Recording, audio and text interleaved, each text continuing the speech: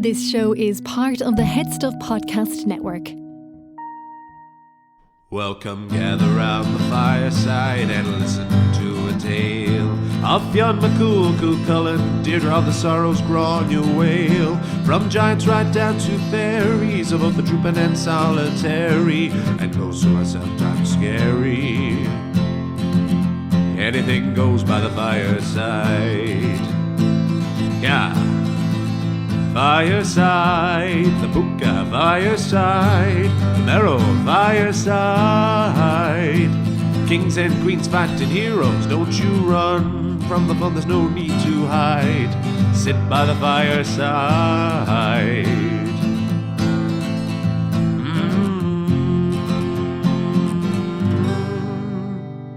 Fireside.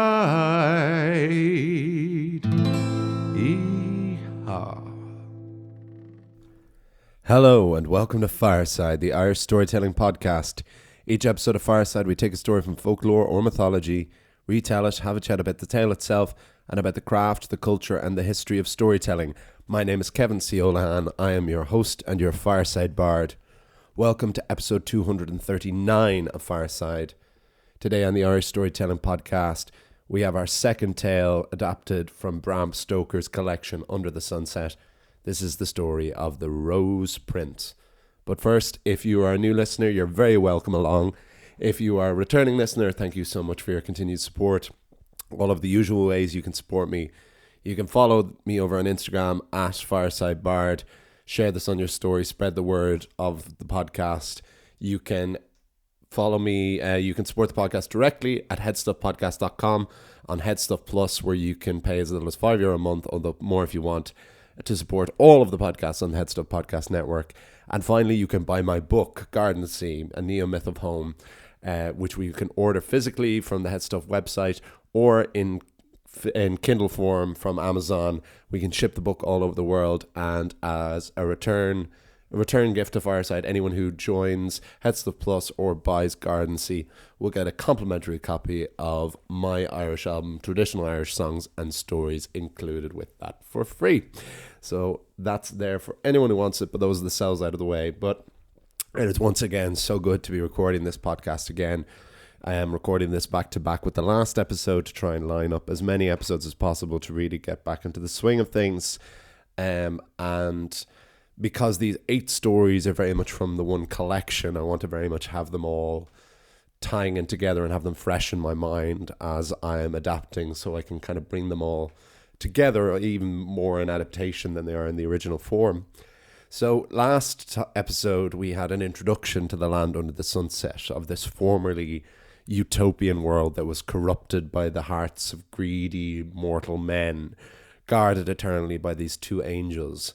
We're told that now the land is indistinguishable from our own largely, but that it features many characters, kings and queens, rich and poor, healthy and sick, and now we will start to really inhabit the land under the sunset. So we will of course chat more afterwards, but this is the tale of the Rose Prince on Fireside.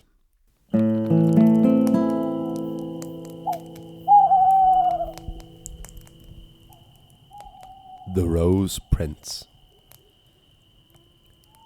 Long ago, in the land under the sunset, there reigned a king named Mago. The king was growing older, with a long white beard that trailed the ground of his throne. He was reasonably wise and reasonably kind, and by all accounts King Mago was considered a decent ruler. But it was his only son, Prince Zafir, who was the pride of the kingdom. The prince had never known his mother, as she had died giving birth to him, and so Prince Zafir immediately had the pity of the common man under the sunset. But the prince grew to be loving and kind to all. He first fell for his loyal hound Gomus, who went everywhere with Prince Zafir. It is, of course, the dogs who are the only ones who stay awake in the land under the sunset at night and during the rest time. But the prince would never bring harm to any animal. He never crushed a bee or wasp that stung him. He would save flies from webs, spiders from birds, birds from cats. King Mago loved his son so much and thought he would be a great king to succeed him. For his birthday, the king had sourced the largest, longest, and most beautiful feather for the prince to wear in his cap.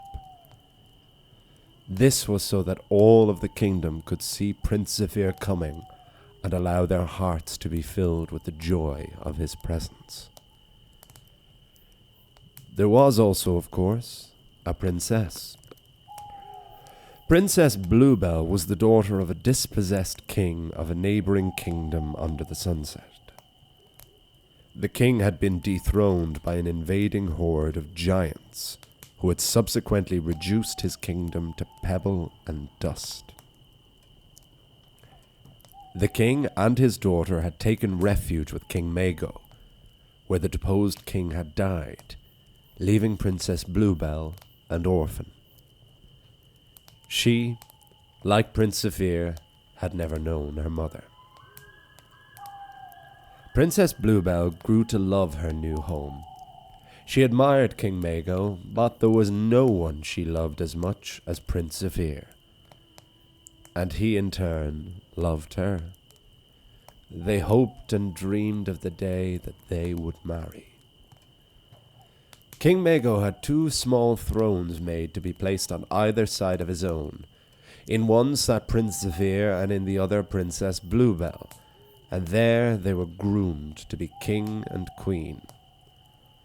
Word reached the court one day that one of the giants who had destroyed Princess Bluebell's kingdom had re-emerged and was on his way to the kingdom under the sunset. King Mago summoned a band of his best soldiers to head out to no man's land, beyond the portal of the twin angels Fid-Def, to defeat the giant. The soldiers were sent off as heroes, but as day and night passed, with no word and no return, the people began to worry. On the 3rd day, one soldier returned, his face bloodied, his armor caved in, close to death. "My king," the wounded man told King Mago, "the giant was too strong for us. I am the only survivor." The injured soldier was offered care and medicine, but he refused and died that night.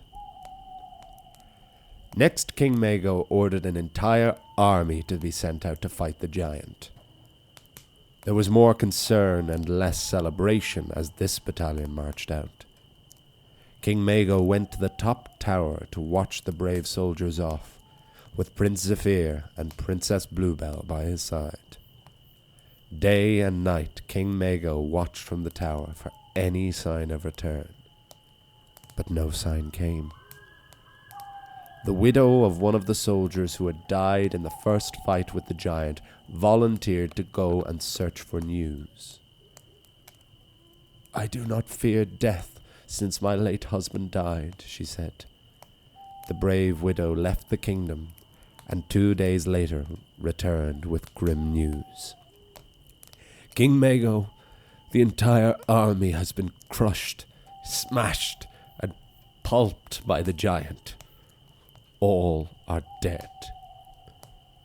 The king did not know what to do. Was he to just send wave after wave of innocent soldiers to their doom?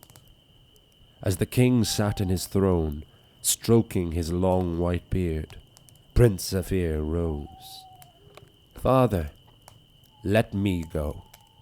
If I am to be king one day, I have to be willing to fight for my people. Let me go and face the giant alone.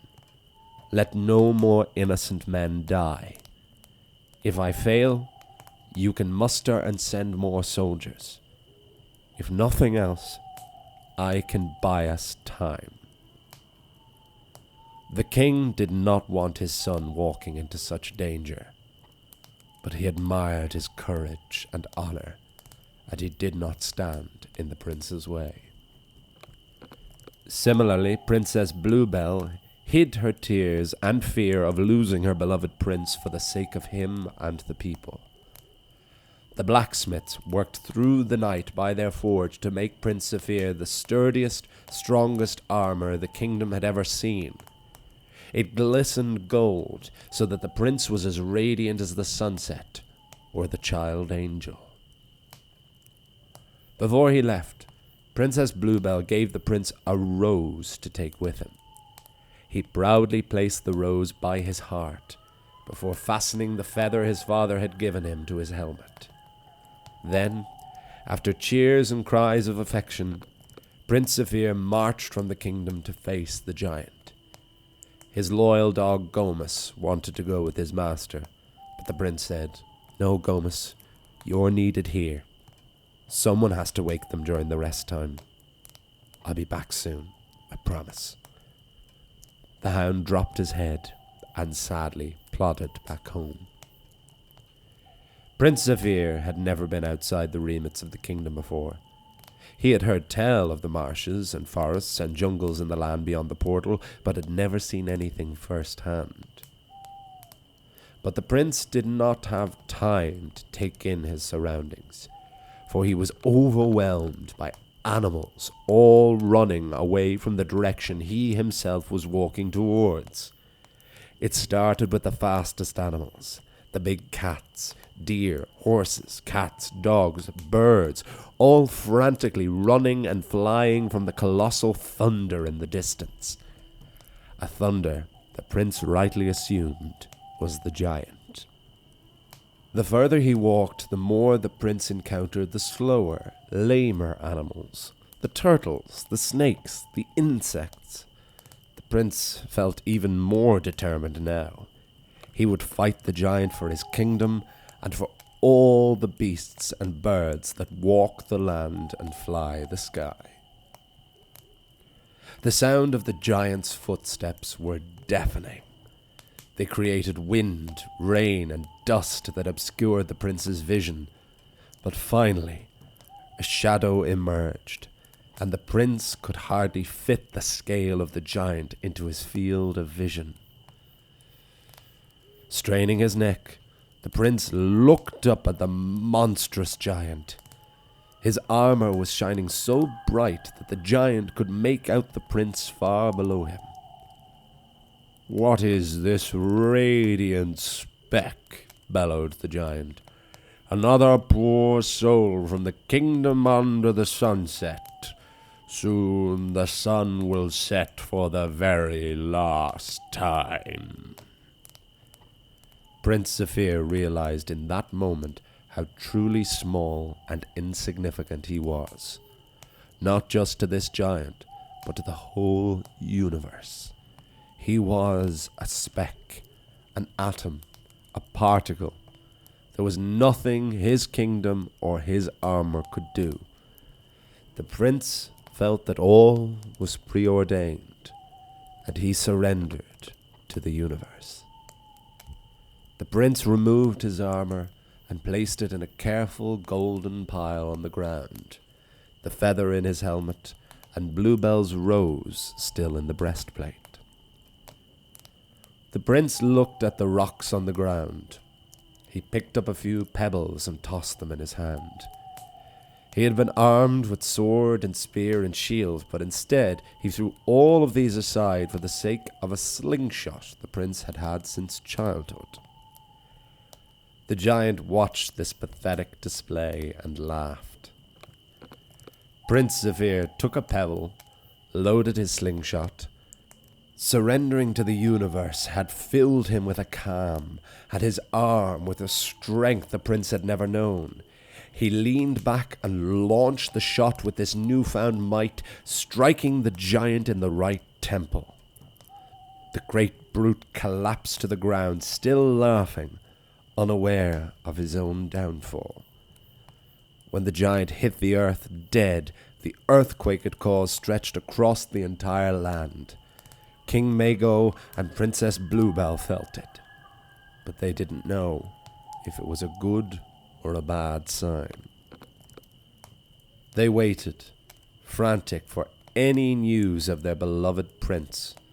The king and princess were too anxious to even look out from the tallest tower. They stewed in the throne room for any sign.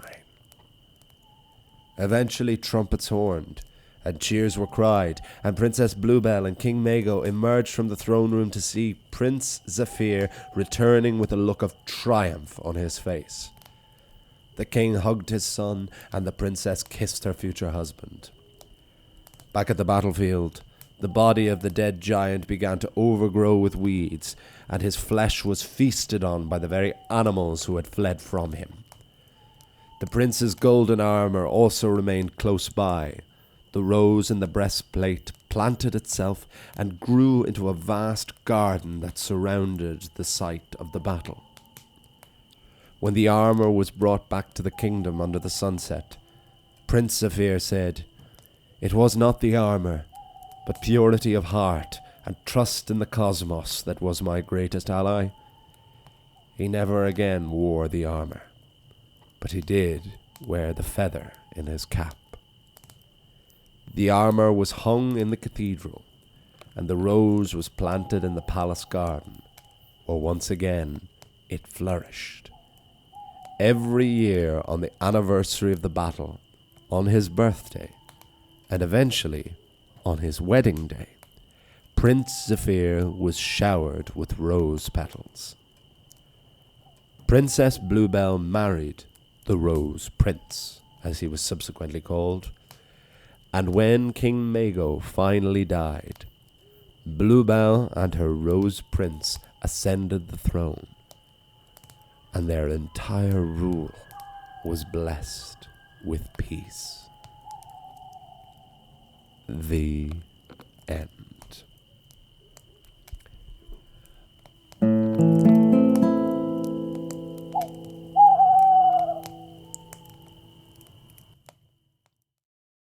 And there we have the tale of the Rose Prince, as adapted from Bram Stoker in Under the Sunset.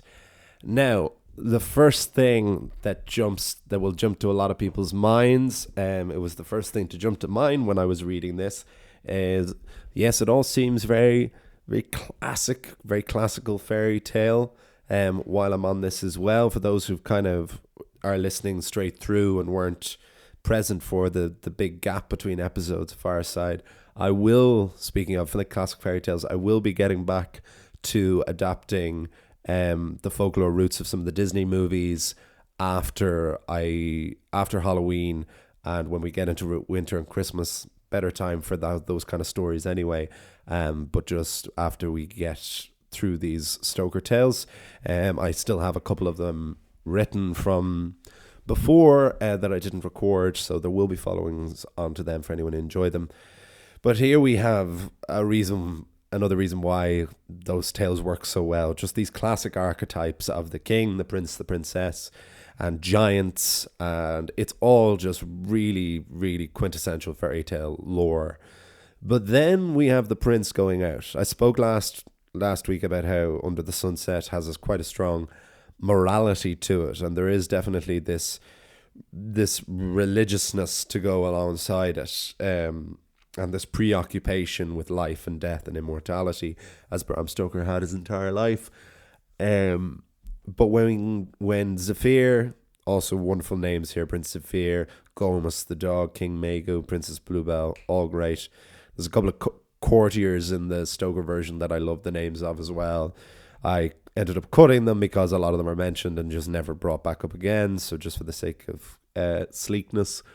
But my favourite courtier name is Sartorius, who is just a man who wears nice clothes and doesn't really do anything else, contribute anything else.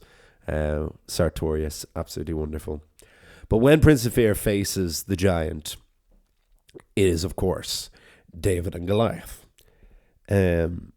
We have the exact same circumstances of a giant and a young boy, and being slain by a slingshot, by a stone to the head.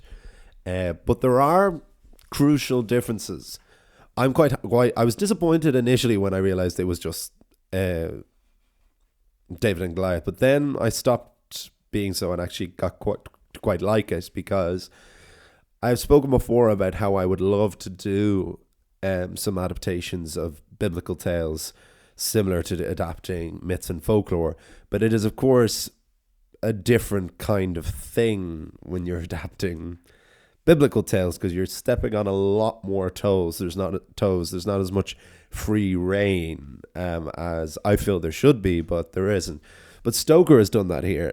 Now he is still quite faithful and quite affirming, but in the actual tale of David and Goliath, David is a shepherd. He is not yet king that will establish the line of David leading down to Jesus Christ, but he is, when he's facing the Philistines and their giant Goliath, he is deceptive. He tricks Goliath. He actually outsmarts him. Whereas this is a little bit more fair and square, because you have the giant very much mocking Zephyr, who is very much surrendering to the gods of the universe, which is quite interesting as well. And the idea of taking off his armor and everything, and predetermination, everything being preordained, is actually it's certainly a very Presbyterian belief. And Stoker would have been Protestant, and there's something that kind of fits quite well into that. While a lot of Protestant writers at the time, including Oscar Wilde, became very interested in Catholicism around this time, they all would have had to have been Protestant to go to Trinity College at that time. Stoker very much, even though his wife became quite interested in Catholicism towards the end of his life, Florence Stoker, Bram himself never seemed to veer at all from being a lifelong Protestant. And that, even in essence, is quite clear in this collection of stories. But I do like that. I do like the idea of getting to incorporate some of these very iconic, what's the word I'm searching for? Archetypical kind of stories, such as David and Goliath. And it's curious, yes, because you're talking about morality tales for Victorian children, and this, like Under the Sunset, has the same idea of like the pure of heart, whatever that is, like the pure of heart, that it believes in an actual good, and that there will always be struggle and strife and evil, but there is also fundamental good. Whereas, and this is, I suppose, in my adaptation of it, whereas like the belief that there is no good or bad, that there are just like good and bad actions, is far more than something I would just prescribe to. And it's kind of marrying those two worlds in the sake of adaptation. The idea of it not just being an all-powerful God, but just surrendering to the forces of the universe. And I think it, like, the place I took it is, it just gave Prince Zephyr this sense of calm. It was like this, realizing his insignificance in the cosmos allowed it to clear his mind, and to realize that it would never have been a sword stroke or any kind of physical fight that would allow him to defeat the giant. It was having to think outside the box and bring back the idea that the giants had crushed all of these kingdoms and destroyed them with these stones, and then he had been brought down by the debris, basically, of a crushed kingdom. That's not bad, actually. I should have probably included that in the story, but it's too late now.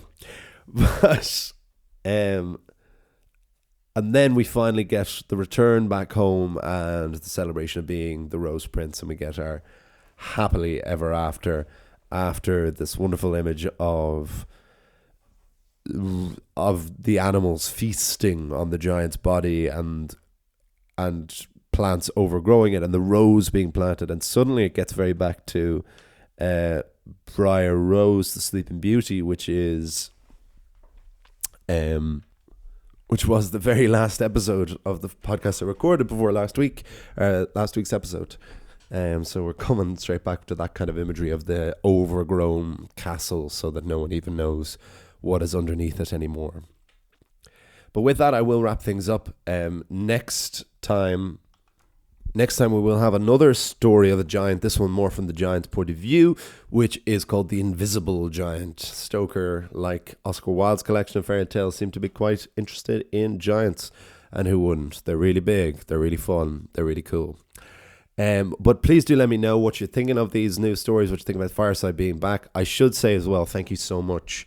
I didn't mention this last episode, for all of those who have messaged me over the past few months, inquiring about Fireside and inquiring after me and myself. That's always so appreciated. Even if you don't hear back from me, I do read every one of your messages. So thank you so much for those who continue to send them. And so until next time, yes, we will continue rolling on. I'll get these 8 episodes out as quickly as possible. My plan is to have 13 episodes out before the 20th of November, which will be my birthday, because that will bring us up to 250.